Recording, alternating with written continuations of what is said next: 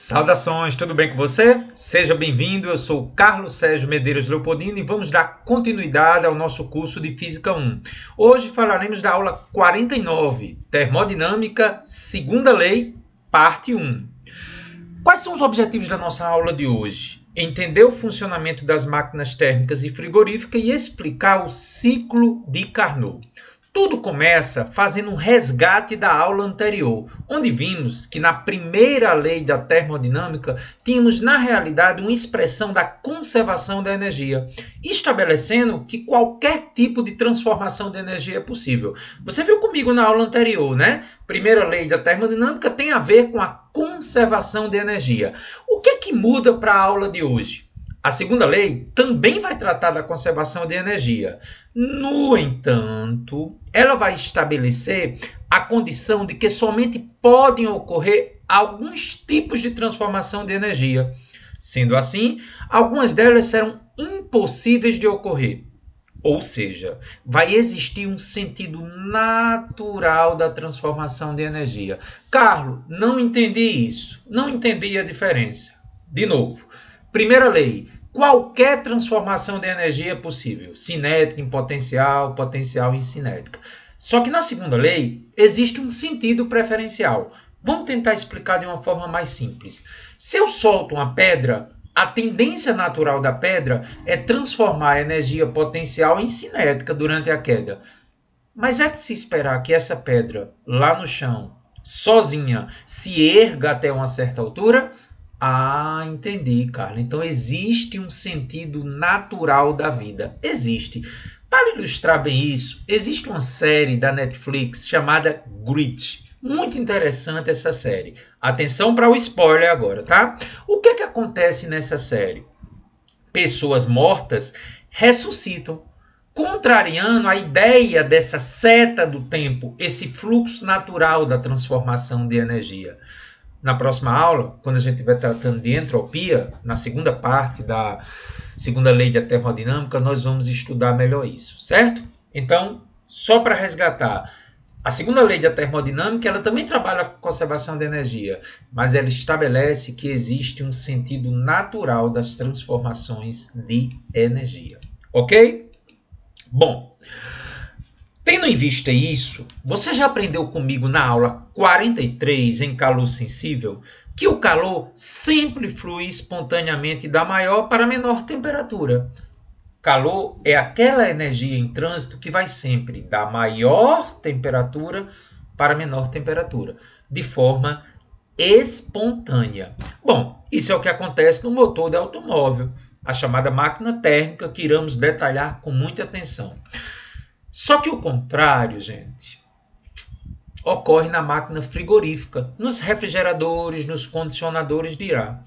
Por que, Carlos? Lá é o contrário. Acompanhe comigo. É necessária a realização de um trabalho externo, como realizado pelo compressor, para que uma geladeira ou condicionador de ar funcione. É as chamadas máquinas frigoríficas. Então, veja bem, de forma espontânea, não há dúvidas. O calor sempre vai da maior para a menor temperatura. Para que isso ocorra de modo inverso, da menor para a maior temperatura, eu preciso de um compressor. Na geladeira, a parte interna da geladeira está frio, do lado de fora está quente. Nós sabemos que o calor, essa energia térmica em movimento, sai do interior da geladeira para o meio externo. Por isso que tem aquelas gradezinhas atrás do refrigerador. Ali um exemplo de que não é um processo espontâneo. Eu preciso de algo forçado, de um compressor. Vamos voltar ao exemplo da pedra que eu falei agora há pouco. Quando eu solto uma pedra, a tendência dessa pedra é cair. Para que essa pedra vá da altura menor para a altura maior, eu preciso realizar um esforço sobre ela, um trabalho. Então entenda a pedra como se fosse o fluxo de calor no interior da geladeira. A temperatura menor seria o chão e a temperatura maior seria o ponto mais alto.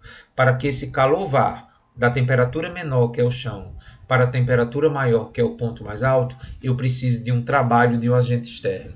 Eu, Carlos Sérgio, ou compressor no caso da geladeira. ok? Então isso já começa a configurar os objetivos principais da nossa aula de hoje, tá bom? Então vamos ver alguns enunciados dessa chamada segunda lei da termodinâmica. O curioso é que o primeiro enunciado é a própria definição de calor visto na aula 43. Acompanhe comigo. O calor flui espontaneamente de um corpo quente para um corpo frio. Então, gente, essa tendência natural do calor de ir da maior temperatura para a menor temperatura é exatamente a ideia da seta do tempo, o sentido preferencial de transformação de energia. No entanto, o inverso pode ocorrer, só que com a realização de um trabalho. Quem fez esse primeiro enunciado foi esse rapaz aqui, ó, o Clausius, lá no século XIX.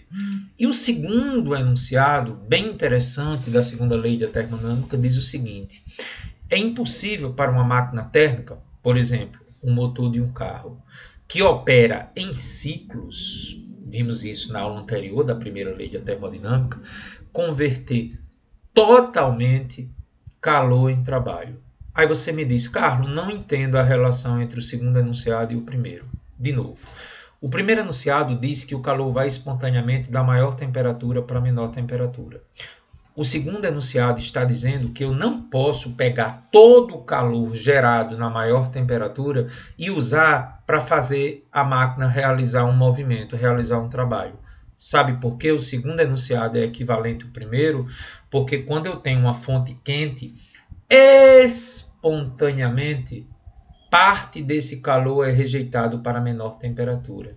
E eu não consigo pegar todo esse calor para realizar o movimento. Existe um calor inevitavelmente perdido para a fonte fria. Percebeu a conexão entre os dois enunciados? Esse segundo enunciado foi estabelecido pelo Lord Kelvin, aquele da escala Kelvin mesmo, e Max Planck, um dos idealizadores da física quântica. Tá aí os dois, ó. Se você não conhecia o Lord Kelvin, é William Thomson, e aqui embaixo eu apresento para vocês o fantástico Max Planck, ok? Dois enunciados aparentemente distintos, mas conectados, ok? Então vamos dar sequência. Bom, dentro dessa linha, vamos começar a explicar as máquinas térmicas, tá? O motor do carro. Então vamos lá. Na aula anterior, nós vimos que o James Watt, ele aperfeiçoou as máquinas a vapor, que é uma máquina térmica, tá? Eu vou só passar aqui para a gente resgatar essa figurinha aqui que nós vimos na aula anterior, não é? Ó, você ainda lembra dessa figurinha? Vamos dar uma resgatada lá na aula anterior. Você tem uma fonte quente, onde ela vai fazer essa água aqui ferver, e este vapor a altíssima pressão vai fazer mover um pistão que está ligado ao eixo de rotação conectado à roda. Então, gente, esse vapor a alta pressão realiza um movimento sobre o pistão que faz a roda girar. Então, observe. Parte do calor fornecido à água é utilizado para fazer o pistão se mover. Mas, de acordo com a segunda lei da termodinâmica, parte desse calor tem que ir para a fonte fria. É a ideia do condensador, que foi o aperfeiçoamento feito por James Watt. Então, eu tenho um calor que é fornecido à água pela fonte quente. Parte desse calor realiza um movimento, fazendo a roda girar, só que parte desse calor tem que ser inevitavelmente rejeitado para a fonte fria, porque o calor sempre flui espontaneamente da maior para a menor temperatura. Percebeu? Então, visto isso, vamos ver o que é que eu escrevi no slide anterior. Na máquina térmica que acabamos de ver, operando em ciclos, porque observe que a água vai e volta o tempo todo na máquina, o calor proveniente da caldeira, que é o QQ, fonte quente, vai produzir o vapor, que, como já vimos, parte é utilizada para girar a roda, que é o trabalho, e a outra parte é rejeitado para fonte fria. E aí eu pergunto a você, existe relação entre o calor fornecido à água pela fonte quente, o trabalho realizado para fazer a roda girar e o calor rejeitado para a fonte fria? Existe. Isso está fundamentado na conservação de energia, porque a segunda lei da termodinâmica, assim como a primeira, também trabalha com conservação de energia. Só que essa última, segunda lei, dá um sentido preferencial. Então, é lógico que o calor retirado, fornecido pela água pela fonte quente, tem que ser igual à soma do trabalho, que é utilizado para mover a roda, com o calor rejeitado para a fonte fria. Então, se, por exemplo, a água receber 1000 joules e o trabalho for 600, é lógico, gente, que essa sobra 400 é o que foi rejeitado para a fonte fria. Então, daqui eu posso isolar o trabalho, né? Dizer que o trabalho é a diferença entre o calor fornecido pela fonte quente com o calor rejeitado para a fonte fria. Então, eu consigo calcular o trabalho fazendo a diferença entre o calor que a água recebeu e o que foi rejeitado. Bom, com isso, como já vimos na nossa aula de potência, eu defino ou posso caracterizar o rendimento de uma máquina térmica. É o trabalho que é realizado pelo calor que é retirado da fonte quente.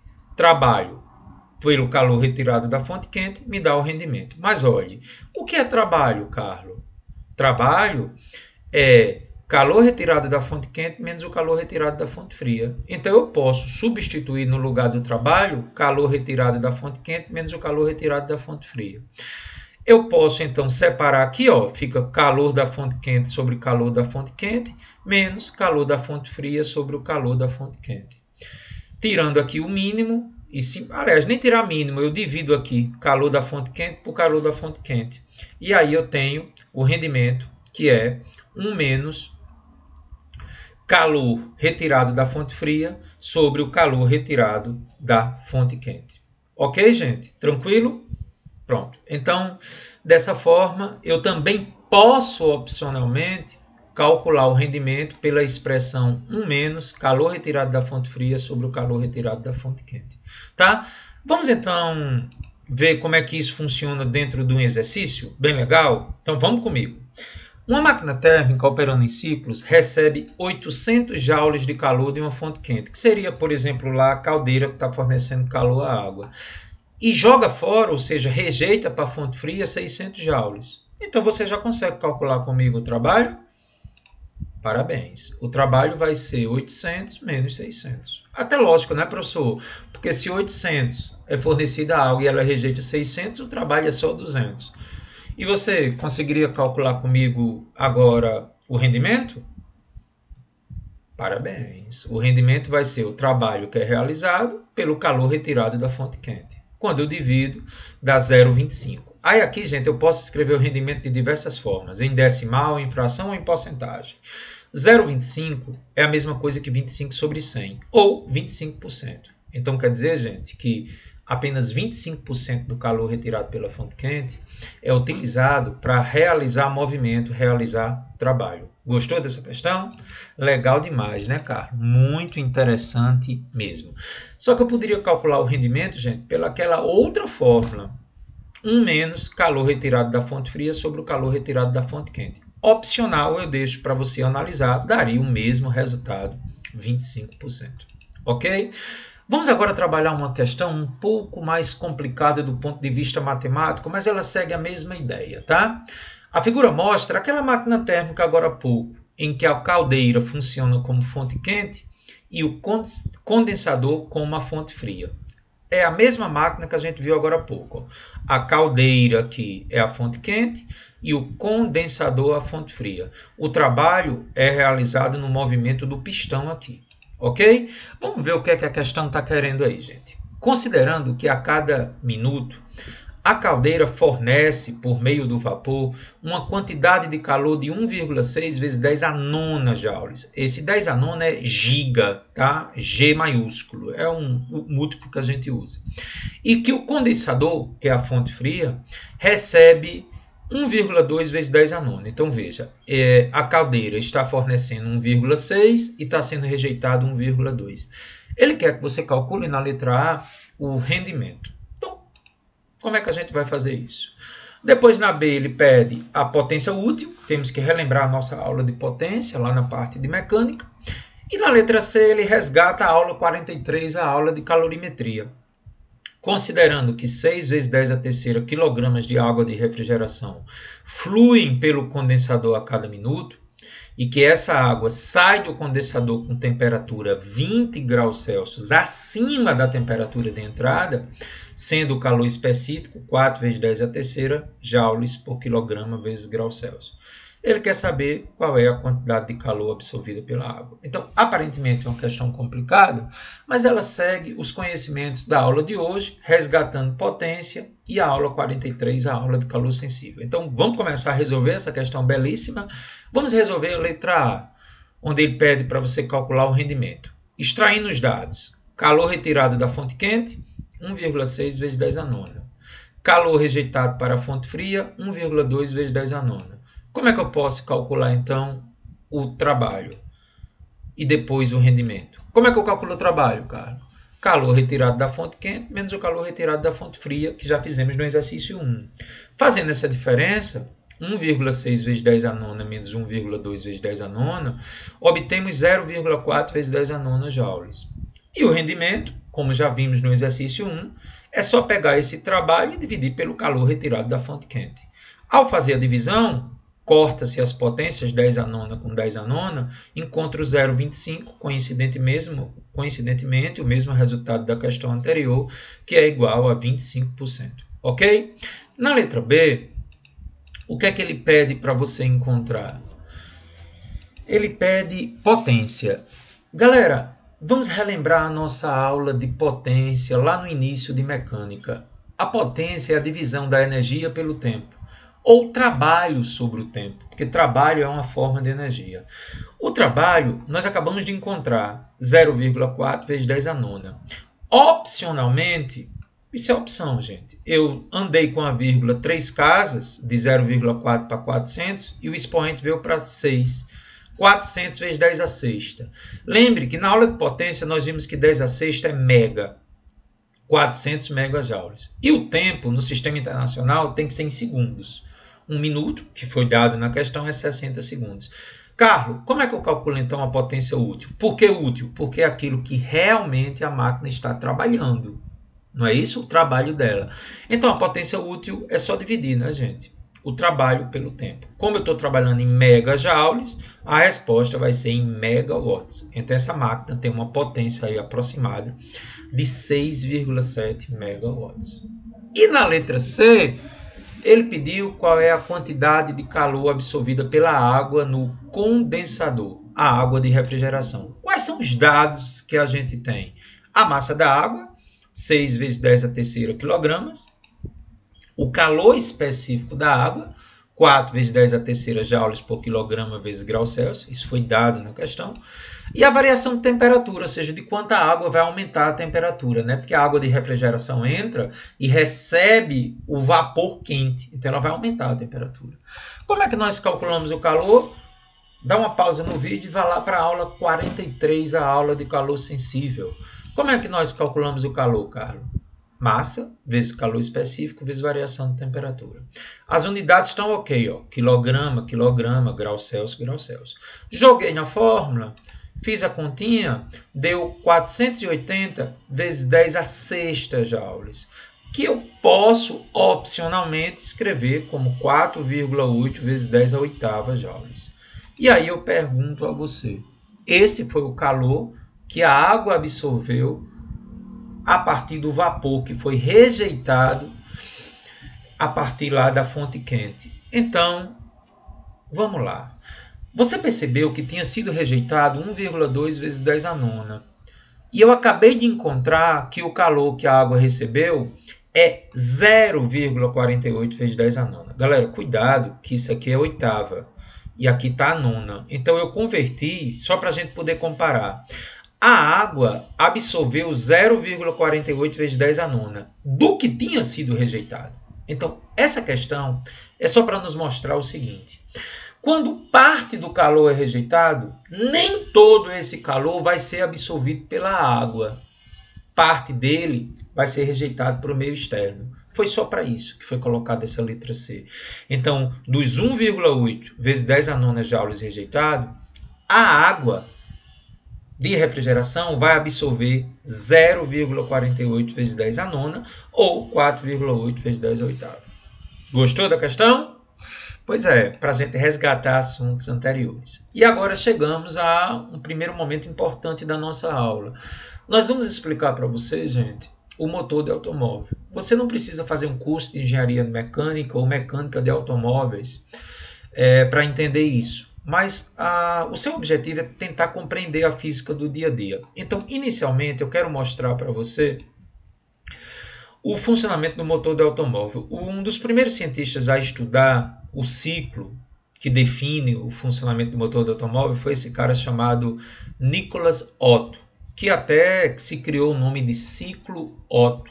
Em 1877 foi patenteado por ele e até hoje os nossos carros funcionam com base no ciclo Otto, com algumas adaptações, tá? É o chamado motor a 4 tempos. Então, nosso objetivo agora é que você entenda como é que funciona o motor a 4 tempos, com os seus equipamentos, com os seus mecanismos, ok?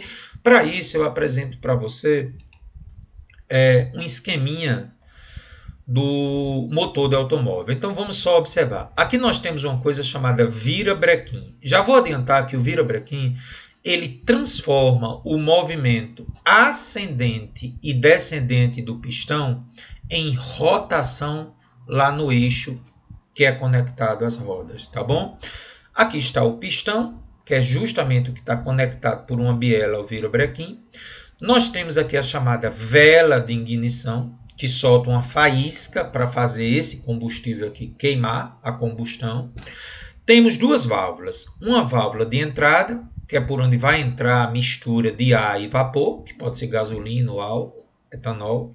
E temos a válvula de saída, que é aquela que vai lá para o cano de escape. Então, veja, é um ciclo. Entra combustível, rejeitado para o meio externo através do cano de escape. E esse ciclo continua, tá bom? Então, vamos começar a compreender o ciclo Otto. Esse é o ciclo Otto, gente. O nosso objetivo agora é que você entenda o que está acontecendo aqui com a pressão do gás aqui dentro. Observe que nós já tivemos uma aula de estudo dos gases, que você deu um show, né? E temos o volume. Então, sobre essa mistura a vapor, que eu vou considerar uma mistura gasosa com boa aproximação, eu tenho pressão e volume aqui dentro. E temperatura também. Mas nós vamos nos concentrar em pressão e volume. Observe que esse ciclo começa em A, vai para B, depois vai para C, depois vai para D de dado, depois vem para E de errado, volta para B e reinicia terminando em A. Tá bom? Objetivo: explicar os 4 tempos. Então vamos ao primeiro tempo. O primeiro tempo, AB. Observe com muita atenção o que está acontecendo com o volume de A para B. Olha, gente, para o gráfico. Lógico que era bom você ir anotando e parando o vídeo, né? De A para B, gente, você está vendo que o volume está aumentando. Mas a pressão está constante. Isso acontece como? Está aqui, ó. Válvula de entrada está aberta. Como o gás está aberto para o meio externo, a pressão não muda. Como está aberto, a pressão não muda. Mas o volume do gás vai aumentar à medida que o pistão o quê? Desce. Então, no primeiro tempo, o que é que acontece, Carlos? De A para B, há um aumento de volume da câmara de combustão, porque o pistão está descendo, aumentando o volume que o gás ocupa. Só que a pressão constante. Por que, Carlos, pressão constante? Porque a válvula está aberta para o meio externo. Pressão constante. Então, no primeiro tempo, chamado de admissão, ou seja, a entrada da mistura a vapor para dentro do pistão, ocorre justamente a admissão da mistura a combustível. Ok no primeiro tempo? Então, primeiro tempo, de A para B. Combustível entrando, a pressão constante com aumento de volume. Tá? E o que vai acontecer, Carlos, agora no segundo tempo? Observe no segundo tempo que as duas válvulas estão fechadas e o pistão está subindo. Antes que eu clique, com a subida do pistão, o que está acontecendo com o volume aqui? Aumentando ou diminuindo? Diminuindo. E a pressão do gás aqui dentro, com esse pistão subindo, o gás colide mais contra as paredes do recipiente aqui? Que tempo seria esse, gente? BC, né? Porque eu fui de A para B, de B para C. Então, olha só, o que a gente discutiu, de B para C. Você observa que de B para C, atenção, o volume está diminuindo. Ó, volume é no eixo horizontal. Então, de B para C, o volume está diminuindo. Mas de B para C, a pressão está aumentando. Então, bate com o que a gente discutiu. Aumento de pressão, porque as moléculas colidem mais, com diminuição de volume. Veja o que eu escrevi sobre o segundo tempo BC. De B para C, ocorre a compressão, ou seja, diminuição de volume com aumento de pressão. Porque o pistão comprime a mistura ar-combustível, fazendo com que o volume diminua e a pressão aumente. Então, estamos no segundo tempo BC. O terceiro tempo vai começar em C, né? Vamos discutir agora o terceiro tempo. Galera, observa o que acontece no terceiro tempo. A faísca queima o combustível. É o tempo da liberação de calor para o combustível. Galera, você concorda que existe um aumento muito brusco de pressão? Sim. Então, no terceiro tempo, gente, a pressão vai às alturas porque há uma queima do combustível. Imagina aquela agonia ali dentro com o gás, gente. Só que no primeiro momento o volume fica constante. E depois o pistão desce. Então, esse terceiro tempo é o único que é feito em duas etapas. Paramos em C. Então, vamos lá. De C para D. Primeira etapa do terceiro tempo. De C para D, observamos que a pressão aumenta. Mas o volume continua o mesmo. Por que, Carlos, o volume continua o mesmo? Porque, gente, esse aumento de pressão faz com que a substância queime com o pistão momentaneamente parado. O pistão não se move, mantendo o volume igual. E em C ocorreu a centelha, ou seja, a vela de ignição ou platinado que dá aquele aumento brusco de pressão, resultando em uma explosão. Lembrando a vocês que essa foi questão do Enem. O Enem perguntou em qual ponto do ciclo Otto ocorria a centelha, ponto C. Por quê, professor? Porque em C você vê o aumento brusco da pressão. A pressão aumenta mantendo o volume constante. Ainda no terceiro tempo, na sua parte 2, estamos em D, né?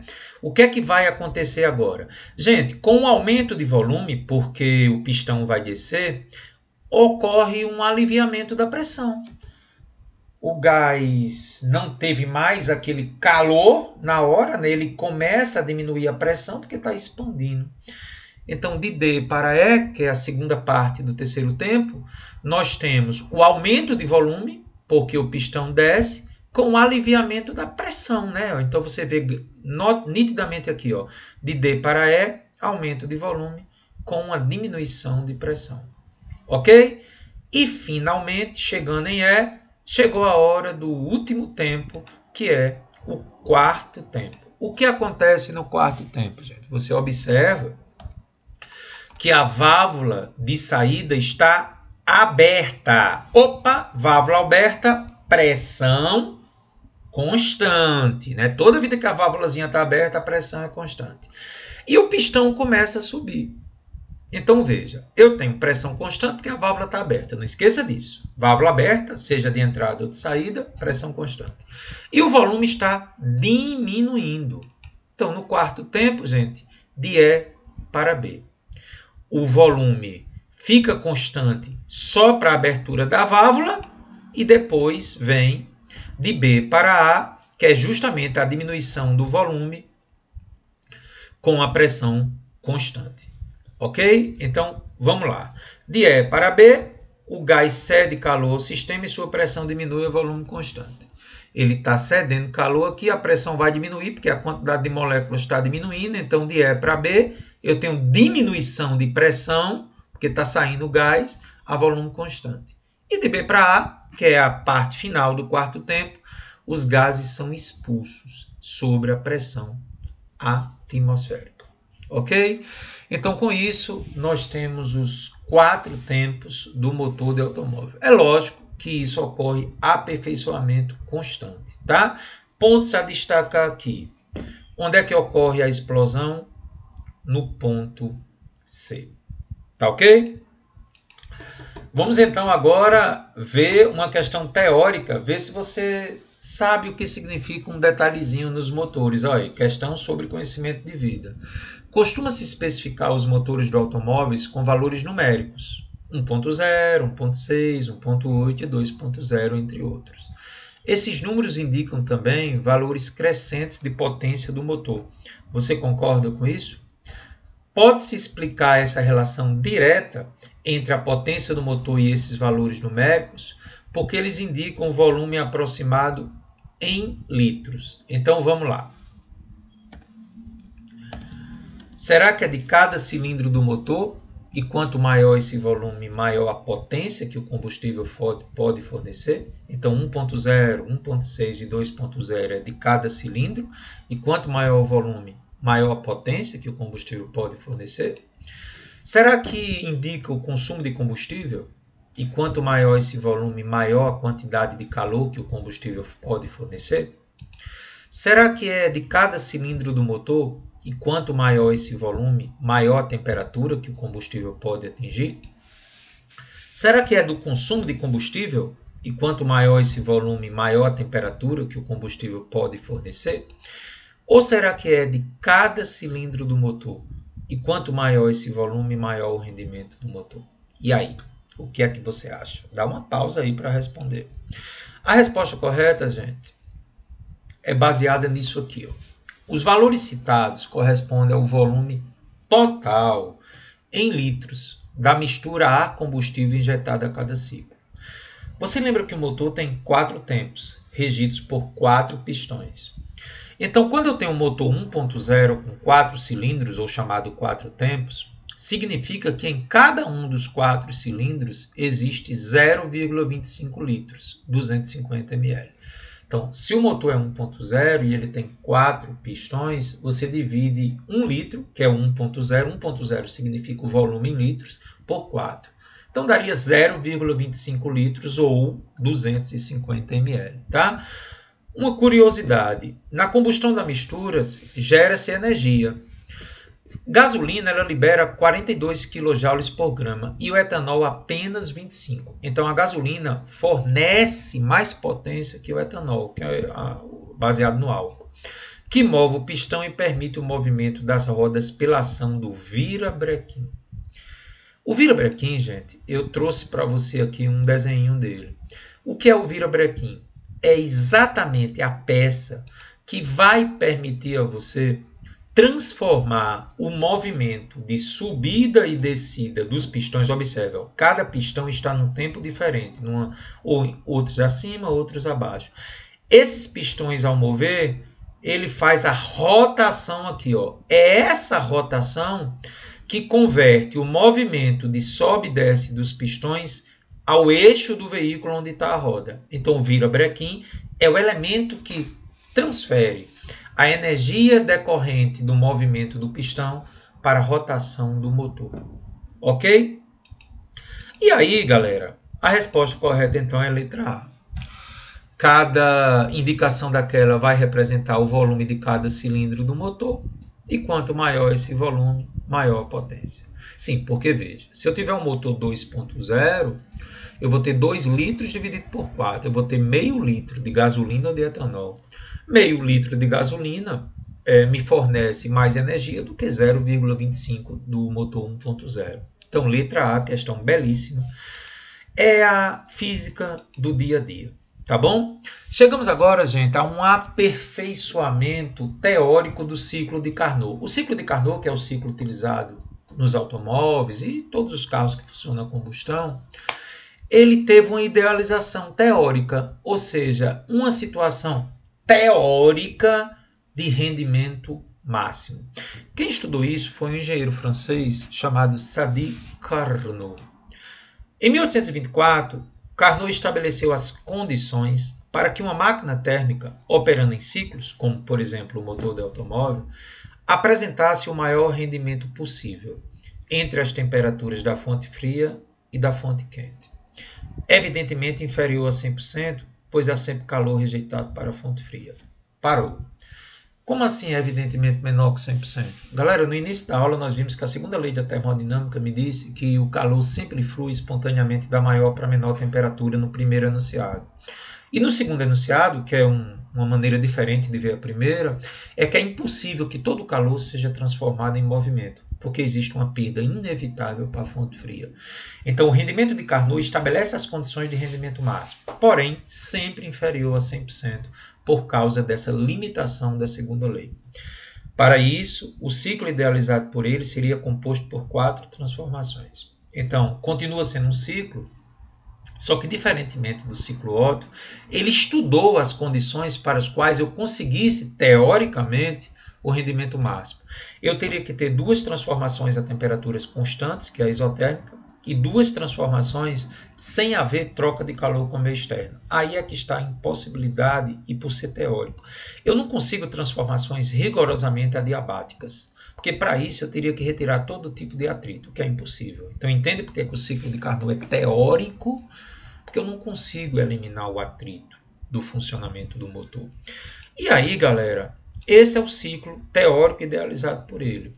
De 1 para 2 é isotérmica. Lembre que a transformação isotérmica vista na aula de gases é aquela em que a pressão e volume forma tipo uma rede. Então, de 1 para 2 você vê uma rede alta, temperatura constante. E de 3 para 4 você vê uma rede baixa, também temperatura constante. De 1 para 2 é a fonte quente, o calor sendo entregue. E de 3 para 4 é a fonte fria, o calor sendo rejeitado. E as transformações 2, 3 e 4, 1 são as adiabáticas, que nós já vimos na nossa aula de primeira lei da termodinâmica, né? Então você vê que Carnot estabeleceu as condições para que eu tivesse o máximo de rendimento, que teria que ser isotérmica, 1, 2, precedida de uma adiabática, depois outra isotérmica e outra adiabática. Então o ciclo de Carnot é um ciclo imaginário, teórico, em que você tem transformações isotérmicas e adiabáticas alternando-se entre si. A área do ciclo é o trabalho, lembra? Já vi também na aula anterior da primeira lei da termodinâmica. Qual é a condição para que o ciclo de Carnot tenha rendimento máximo? Carnot fez uma série de estudos envolvendo uma matemática bem pesada e descobriu o seguinte. Para calcular o rendimento máximo, Carnot demonstrou, a gente vai ver um esboço disso em breve, que as quantidades de calor trocadas são diretamente proporcionais às temperaturas absolutas. Lembre que toda vida que a gente está falando em gás, nós nunca podemos trabalhar com temperatura em Celsius. Então, toda vida é temperatura em Kelvin. Então, a condição para que exista o ciclo de Carnot, o rendimento máximo, é que exista uma proporcionalidade entre os calores trocados pela fonte quente e fonte fria com as respectivas temperaturas. Ou seja, calor da fonte fria sobre o calor da fonte quente é igual a temperatura da fonte fria sobre temperatura da fonte quente, válido apenas para o ciclo de Carnot. Ok? Então, pegando QF sobre QQ e substituindo por TF sobre TQ numa fórmula que nós vimos anteriormente, lembra que tem uma fórmula do rendimento que é 1 menos QF sobre QQ? Então, se QF sobre QQ, que é o calor rejeitado para a fonte fria sobre o calor recebido da fonte quente, tem uma relação com a temperatura da fonte fria e temperatura da fonte quente, eu vou simplesmente substituir calor da fria sobre calor da frente por TF sobre TQ. Então eu chego a uma das fórmulas mais importantes da aula de hoje.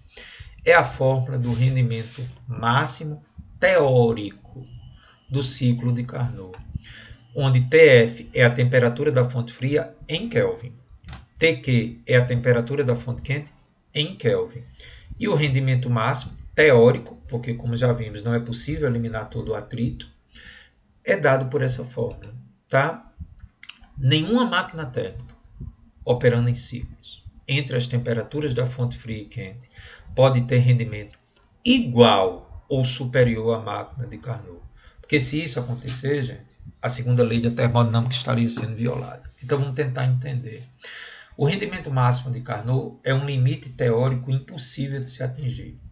Então, se, por exemplo, o rendimento máximo de uma máquina de Carnot der 60%, porque é só calcular por aqui, nenhum cientista pode ter um rendimento nem igual a esse. Tem que ser inferior. Qualquer máquina térmica tem que ter um rendimento inferior ao previsto pelo rendimento máximo de Carnot. Vamos aprofundar mais essa ideia do rendimento máximo, tá bom? Algumas observações complementares. Através da fórmula do rendimento máximo, a gente consegue ver alguns elementos matemáticos interessantes. Por que essa fórmula me diz que é impossível também o rendimento de 100%? Porque, veja, para isso dar 100%, gente, aqui teria que ficar só 1.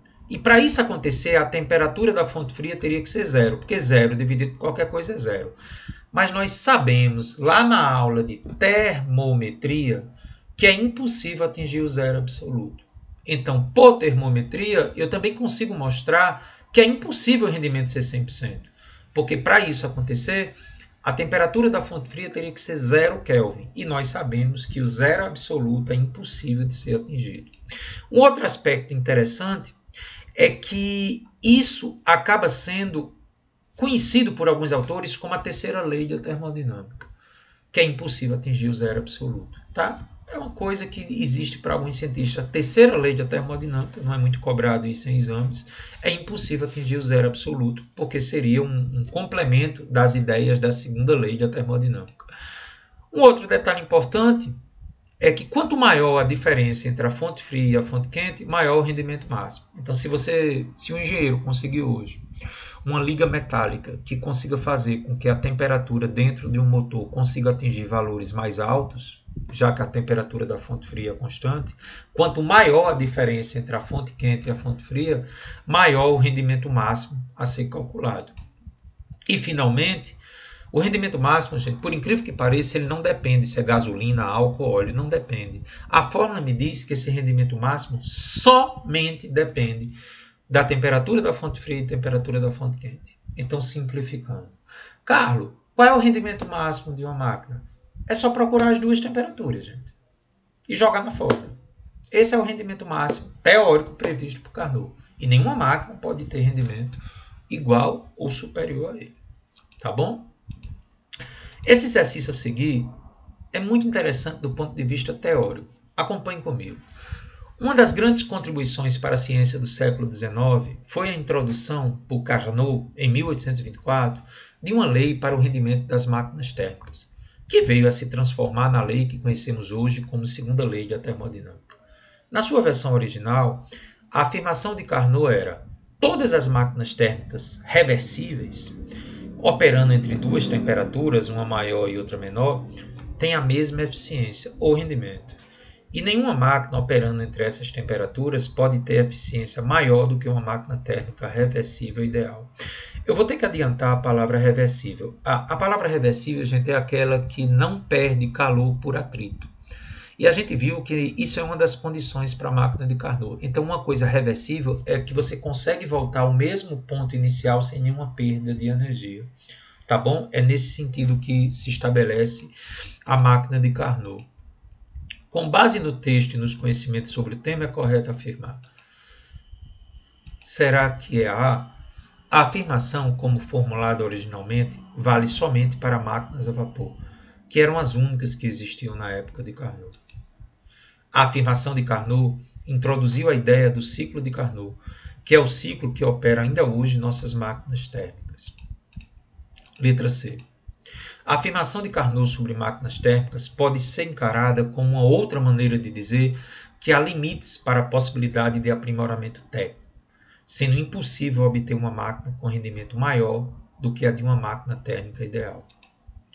D. A afirmação de Carnot introduziu a ideia do ciclo de Carnot, que veio a ser o ciclo em que operam ainda hoje nossos motores elétricos. E a letra E. Carnot viveu uma época em que o progresso técnico era muito lento, e sua afirmação é hoje desprovida de sentido, pois o progresso técnico é ilimitado. E aí, o que é que você acha? Só recapitulando o que a gente viu. Nenhuma máquina térmica operando em ciclos entre as temperaturas da fonte fria e da fonte quente pode ter rendimento igual ou superior ao de Carnot. Portanto, a alternativa correta, letra C. A afirmação de Carnot sobre máquinas térmicas pode ser encarada como uma outra maneira de dizer que há limites para a possibilidade de aprimoramento técnico, sendo impossível, assim, obter uma máquina com rendimento maior do que a de uma máquina térmica ideal. Perfeito? E aí, vamos fazer uma questãozinha envolvendo cálculo do rendimento máximo de Carnot? O ciclo de Carnot, proposto em 1824 por Nicolas Carnot, consiste em uma sequência de transformações, como já vimos, mais precisamente duas isotérmicas e duas adiabáticas intercaladas, que formam o ciclo.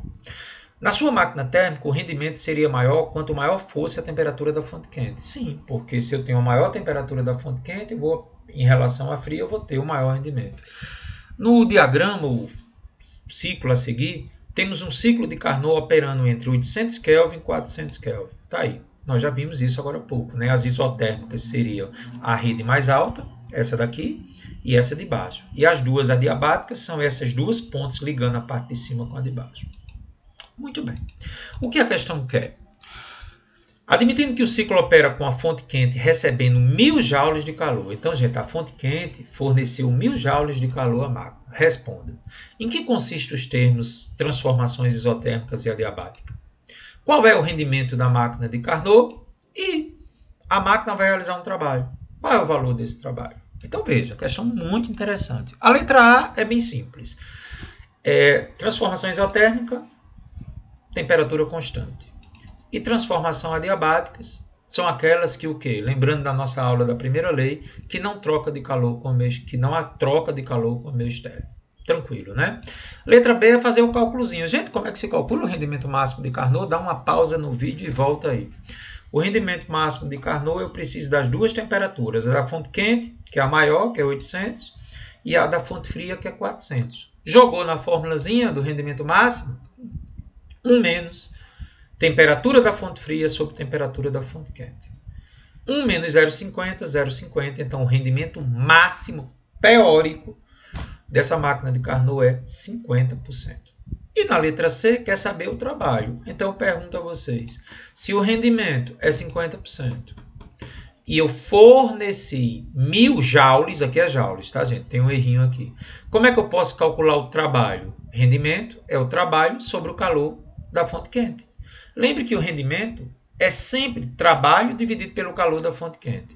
Como o rendimento é de 50%, 50 sobre 100, e o calor da fonte quente é 1000, fez a regra de 3, 500 joules. Professor, nem precisava fazer, né? Porque se eu entreguei 1000 joules à máquina e o rendimento é 50%, o trabalho é a metade, 500. Perfeito.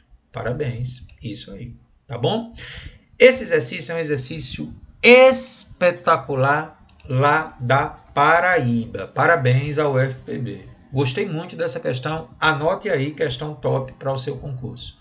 Uma locomotiva a vapor consome em 1 hora certa quantidade de carvão que libera 2,6 vezes 10 a quarta joules de energia. Isso é o calor da fonte quente, que é o carvão que fornece. Sendo o trabalho realizado pela máquina igual a 2,9 vezes 10 a terceira. Então, desse calor liberado pela fonte quente, que é o carvão, só uma parte é utilizada para realizar trabalho. O vapor acha-se na caldeira a 420 Kelvin. Observe que eu já transformei somando a temperatura em Celsius 273. E no condensador a 67 graus Celsius, mas nos interessa sempre em Kelvin. Na letra A ele quer calcule o rendimento da máquina considerando as informações sobre a energia disponível para a realização do trabalho. Ah, professor, é só jogar na fórmula do rendimento máximo. Não. Não. Galera, em nenhum momento está dizendo que isso é uma máquina de Carnot. Pelo contrário, está dizendo que é uma locomotiva a vapor.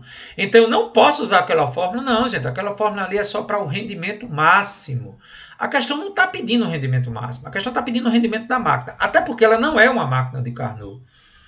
Porque é uma máquina real, uma locomotiva a vapor. Ia perdendo a questão. Ia perdendo. Cuidado, questão perigosa. E na letra B, ele pede o seguinte: com o objetivo de aumentar o rendimento dessa máquina, o inventor apresentou um projeto segundo o qual, ao receber a mesma quantidade de energia do item a mesma temperatura anterior, a máquina vai rejeitar agora apenas 2 vezes 10 a terceira joules para a fonte fria, a 340 Kelvin, como anteriormente. O trabalho agora vai ser só 2,4 vezes 10 a quarta. Então o trabalho vai ser menor. Considerando essas informações e o trabalho de Carnot, que permitiram enunciar o segundo princípio, ou segunda lei da termodinâmica, o projeto do inventor pode ser executado? Então, antes que a gente faça a questão, eu vou calcular o rendimento da máquina do inventor. Se esse rendimento der maior do que o teórico de Carnot, o inventor está mentindo e não é possível, tá?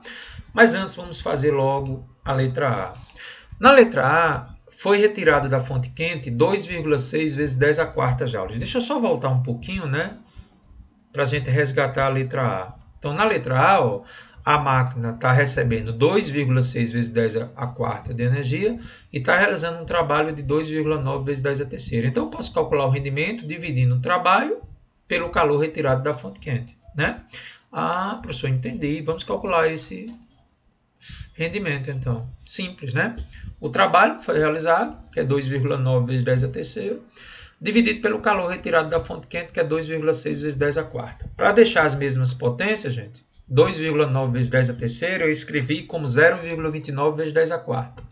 Cortando 10 a quarta com 10 a quarta e dividindo 0,29 por 2,6, dá aproximadamente 0,111. Ou 111 sobre 1000, ou ainda, dividindo por 10 em cima e embaixo, 11,1 sobre 100, 11,1%. Então, esse é o rendimento na letra A. Só que na letra B, eu não sei se você compreendeu, o inventor apresenta um projeto alternativo diminuindo o calor rejeitado, ou seja, com o objetivo de aumentar a eficiência. Então, quais são os dados nessa segunda parte da questão? O calor retirado da fonte quente é o mesmo, só que agora está sendo rejeitado apenas isso aqui. Isso aqui é para a gente calcular o trabalho, né? Só que aí ele já deu o trabalho. Será que esse trabalho é a diferença disso com isso aqui? Vamos comprovar. Vamos lá. Vamos fazer a diferença para ver. Ó. Calor retirado da fonte quente, calor retirado da fonte fria. Eu não precisaria fazer esse cálculo porque ele já tinha dito no enunciado que daria isso. Mas eu vou mostrar a vocês. Ó. 2,6 vezes 10 a quarta menos 2 vezes 10 a terceira. Eu vou escrever 2 vezes 10 a terceira como 0,2 vezes 10 a quarta. Como o expoente é o mesmo, é só subtrair 2,6 de 0,2. Então dá 2,4 vezes 10 a quarta. Pronto. Então se agora eu tenho um trabalho que é 2,4 vezes 10 a quarta e tenho o calor retirado da fonte quente que é 2,6 vezes 10 a quarta, eu consigo calcular o rendimento segundo o inventor. Fiz a continha, 0,923, que dá 92,3%. Então veja, o inventor tinha uma máquina que tinha um rendimento inicial de 11,1. Ele fez uns aprimoramentos, segundo ele, para aumentar o rendimento da máquina para 92,3. A pergunta é possível esse rendimento? Aí você se antecipa e diz, porque é menor que 100%. Ei, não é assim não. Gente, nós temos que comparar sempre com o rendimento máximo de Carnot. Não é o fato de ser menor que 100% que é possível, não. Vamos ver quanto é o rendimento máximo de Carnot.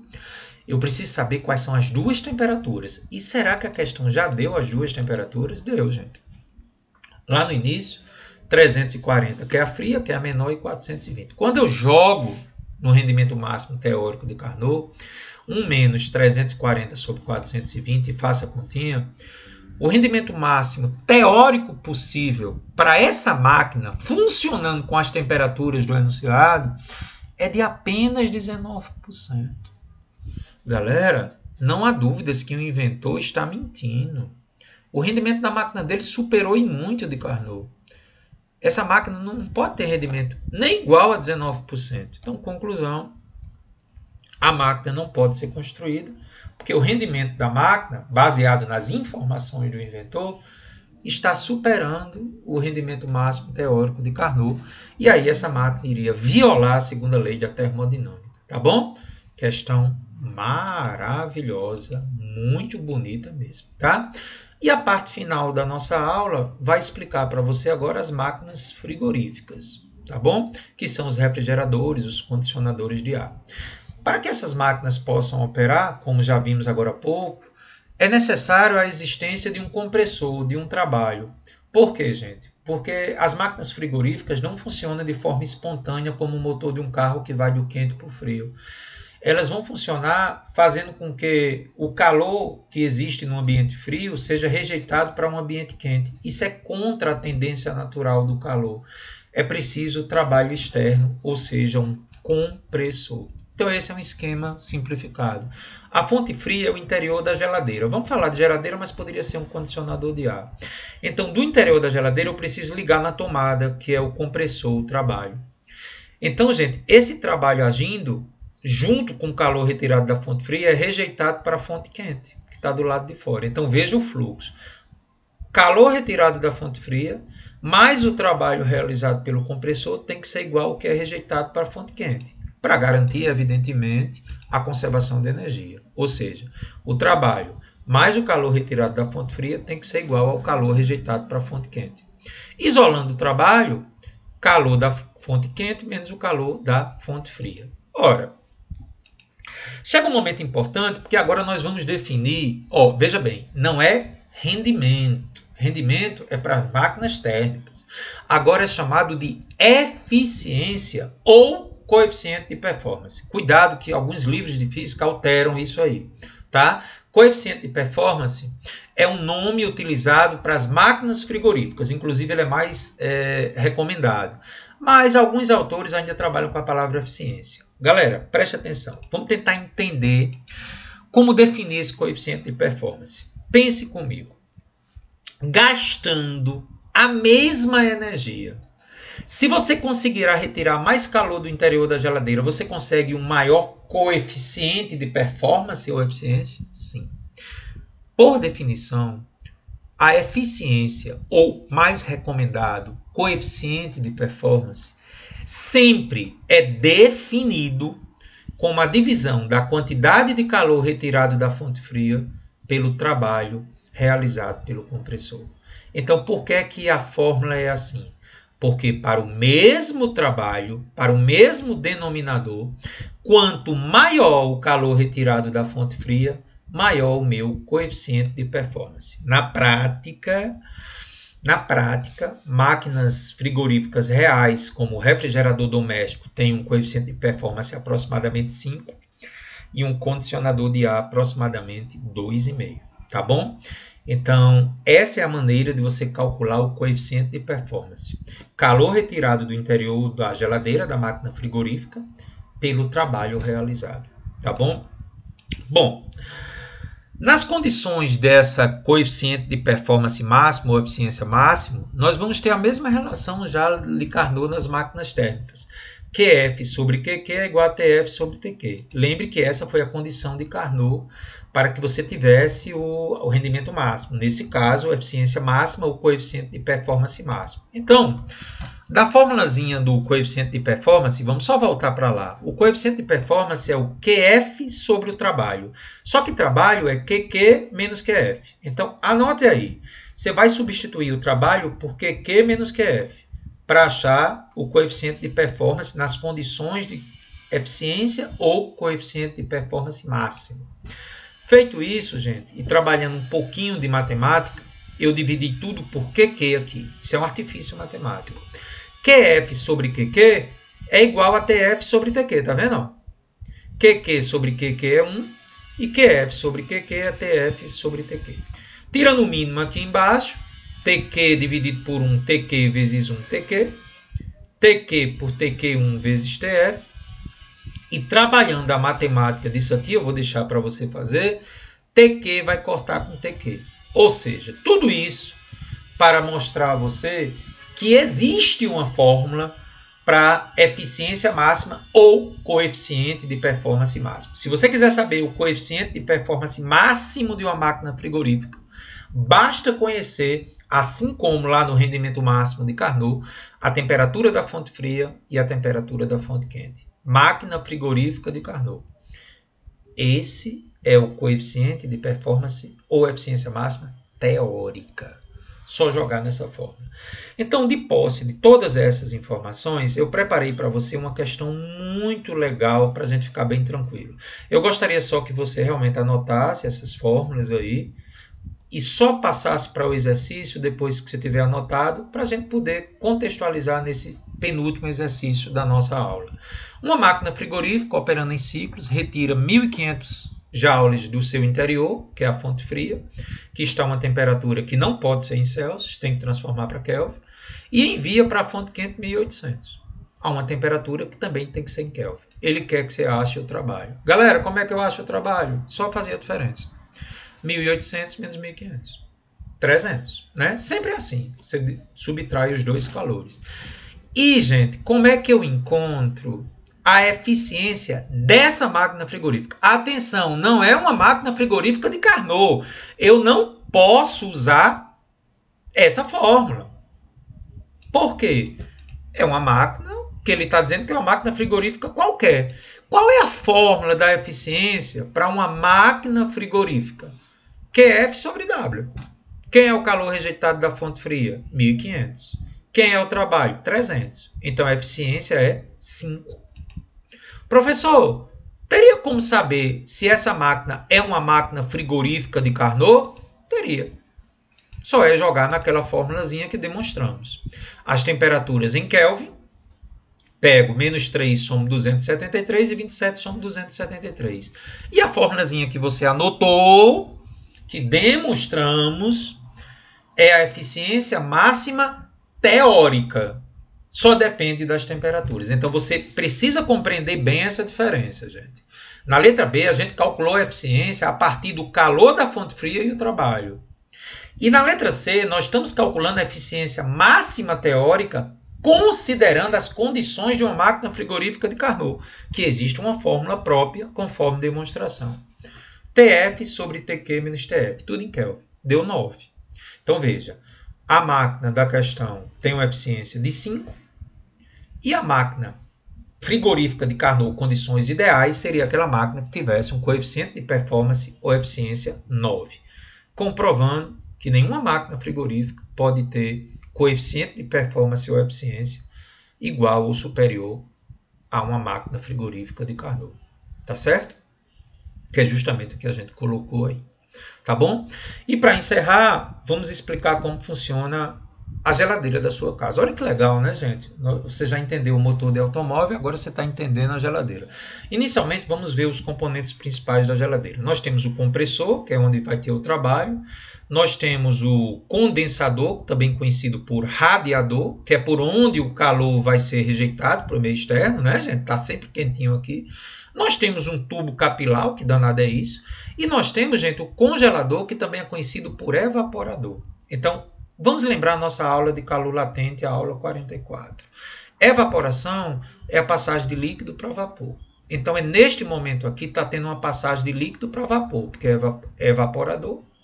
E condensador está tendo uma passagem aqui de quê? De vapor para líquido.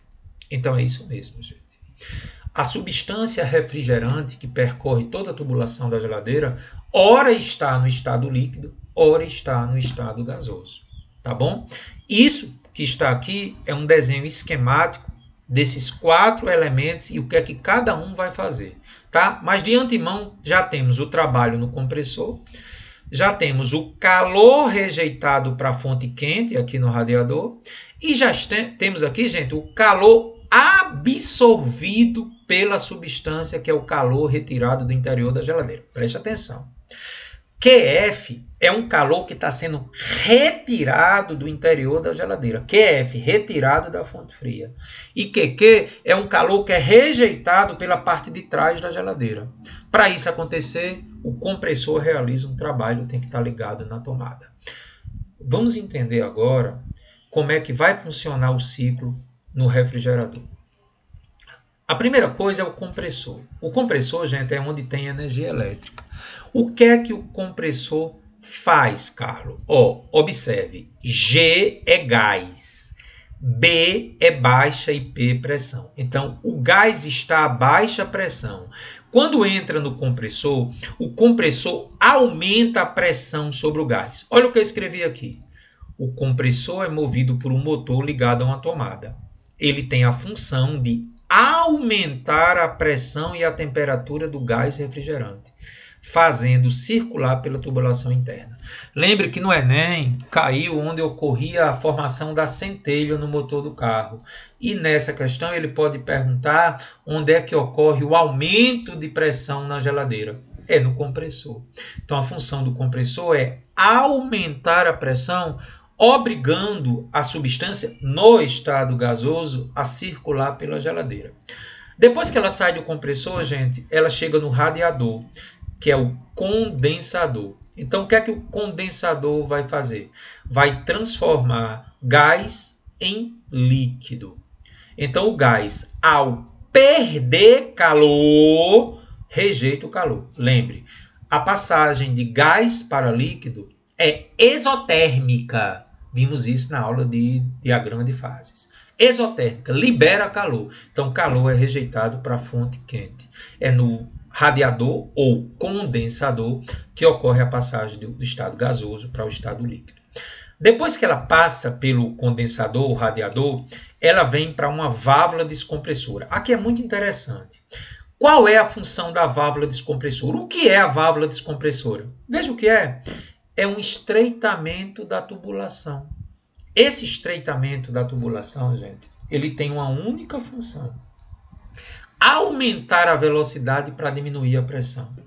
Na aula de hidrodinâmica, que nós já vimos aqui no nosso curso, nós vimos que tem a equação de Bernoulli, que diz que quando você aumenta a velocidade, diminui a pressão. Então a função dessa válvula é estreitar a tubulação para que o gás vá mais rápido, porque ele tem que passar mais rápido, porque está mais estreito, ele tem que correr para diminuir a pressão.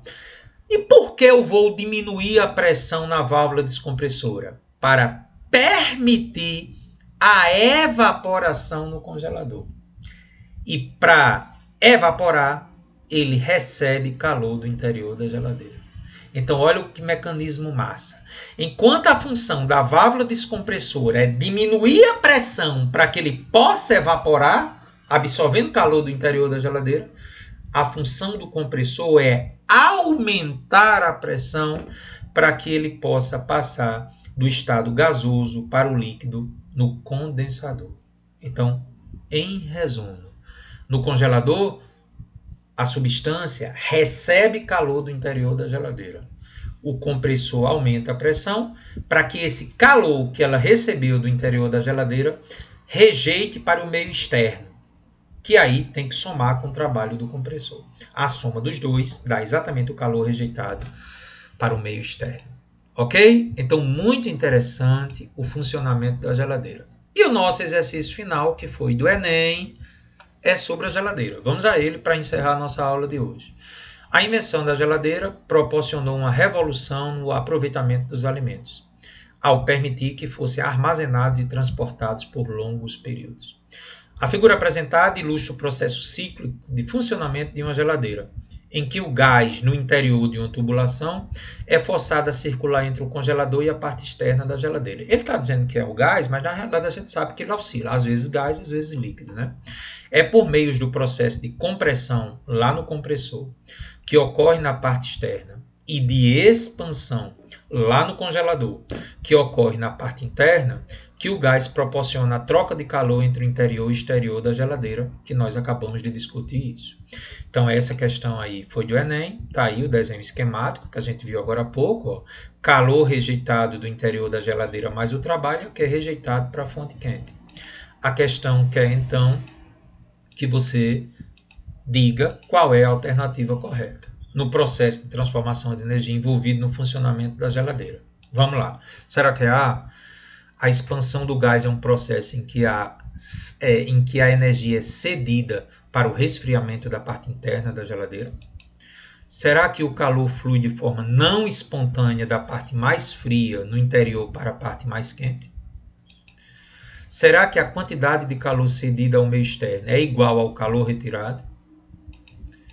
Será que a eficiência é tanto maior quanto menos isolado do ambiente externo for o compartimento interno?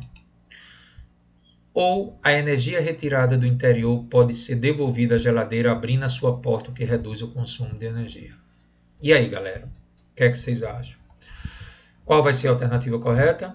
Vou lhe dar os parabéns, tá? O processo espontâneo de transferência de calor é aquele em que essa forma de energia vai da região mais quente para a mais fria. Já no processo não espontâneo, que é o caso das máquinas frigoríficas, ocorre o contrário. Para que isso aconteça, gente, tem que ter o compressor, né? Realização de trabalho.